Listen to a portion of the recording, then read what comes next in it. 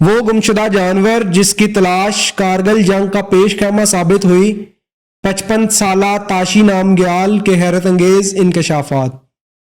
آج سے 20 سال پہلے کی بات ہے جب ایک دن مقامی شخص تاشی نامگیال کارگل کے بالٹک سیکٹر میں اپنے نئے یاک کی تلاش میں تھا۔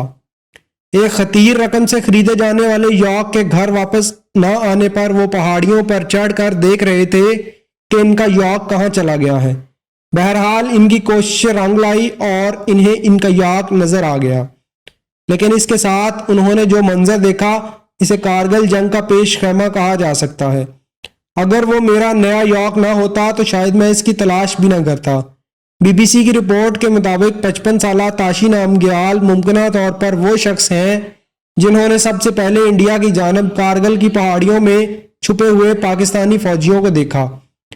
انہیں یہ معلوم تو نہیں تھا کہ پاکستانی فوجی ہیں، مگر مشتبہ محسوس ہونے پر انہوں نے فوراً ہی اس بارے میں بھارتی فوج کو آگاہ کیا۔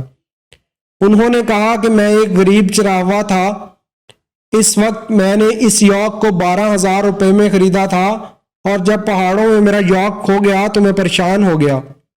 عام طور پر یاک شام تک واپس آ جاتے ہیں، لیکن وہ نیا یاک تھا، اس لیے مجھے اس کی تلاش میں جانا پڑا۔ اس دن مجھے یاک تو مل گیا، لیکن مجھے پاکستانی فوجیوں کو دیکھنے کا موقع بھی ملا۔ پہلے مجھے خیال آیا کہ شاید یہ لوگ شکاری ہیں۔ اس کے بعد میں نے دوڑ کر اس کے متعلق فوج کو بتایا۔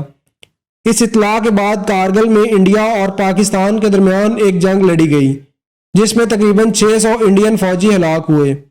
تاشی کہتے ہیں میرے 4 بچے ہیں، لیکن ایک بیٹی کی تعلیم میں مدد کرنے کے علاوہ مجھے کوئی مالی مدد نہیں ملی اور نہ ہی کسی سے عزت ملی۔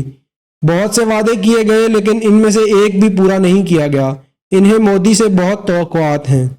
اگر آپ نے ہمارے چینل کو ابھی تک سبسکرائب نہیں کیا تو آپ سے گزارش ہے ہمارے چینل کو ابھی سبسکرائب کر لیں اور ساتھ بیل کے بٹن کو بھی کلک کر لیں تاکہ ہماری نئی آنے والی ویڈیوز آپ تک ٹائم سے پہنچ سکیں۔